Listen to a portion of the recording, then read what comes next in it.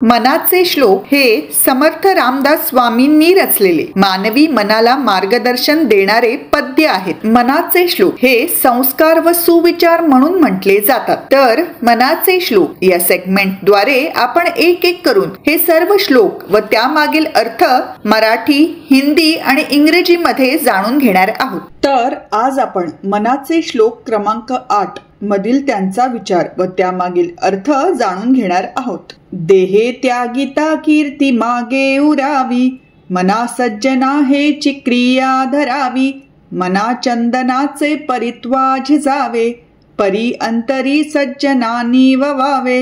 या श्लोकात रामदास स्वामींनी मनाने कसे आचरण करावे याबद्दल सांगितले आहे की हे मना, तू तुझ्या संपूर्ण आयुष्यामध्ये अशी कामे किंवा कार्य कर की तुझ्या मृत्यूनंतर तुझी कीर्ती मागे राहील। हे मना, तू चंदनाप्रमाणे स्वतःला झिजव, अर्थात चंदन जसे स्वतः झिजतं आणि दुसऱ्याला शीतलता व सुगंध देतं, तसंच आपल्या सत्कर्माचा परिमळ मागे दरवळत ठेव। तुझ्या या कार्यामुळे तुला मनातून समाधान वाटेल आणि इतर सज्जनांनाही त्यातून शांती लाभेल। मित्रांनो, इतरांना मदत करणारी, मृदू बोलणारी, दुसऱ्यांची दुःखे समजणारी, संतोषाने वागणारी, इतरांना क्षमा करणारी अशी स्वार्थरहित व अहंकार रहित माणसं लोकांना आकर्षित करतात व त्यांची कीर्ती कायम लक्षात राहते। म्हणूनच आपल्या वागण्या, बोलण्या व विचारांकडे कायम लक्ष द्यावे, कारण याच गोष्टी जिवंत असताना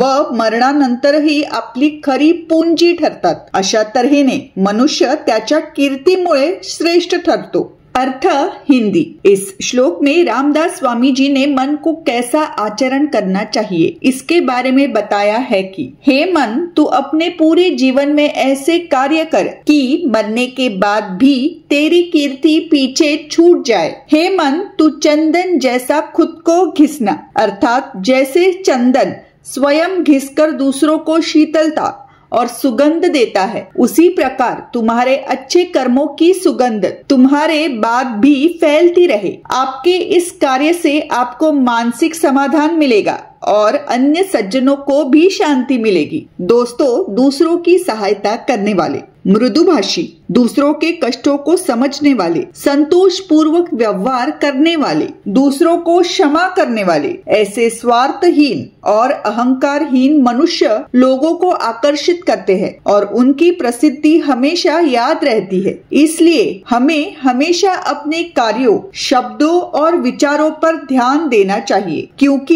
यही चीजें जीवित रहते हुए और मरने के बाद भी हमारी असली पूंजी होती है। इस प्रकार मनुष्य अपनी कीर्ति से ऊंचा होता है। अर्थ English.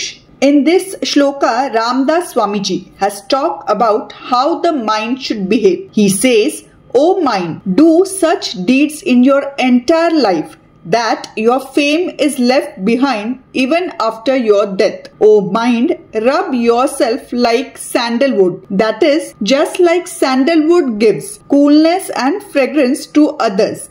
After being rubbed, similarly, the fragrance of your good deeds should continue to spread even after you go. This act of yours will give you mental satisfaction, and other noble people will also get peace. Friends, those who help others are soft-spoken, understand the sufferings of others, behave in a contented manner, forgive others. Such selfless and egoless people attract other people, and their fame is always remembered. Therefore, we should always pay attention to our actions, words and thoughts, because these are our real assets, both while we are alive and after we die. In this way, a man is elevated by his fame. तर मित्रांनो, आजचा हा video तुम्हाला आवडला असल्यास हे संस्कार व सुविचार लोकांपर्यंत पोहोचवण्याकरिता तो नक्की शेअर करा आणि मैत्री दोस्ती कॉर्नर हे चॅनल जरूर सबस्क्राइब करा। धन्यवाद। राम कृष्ण हरी।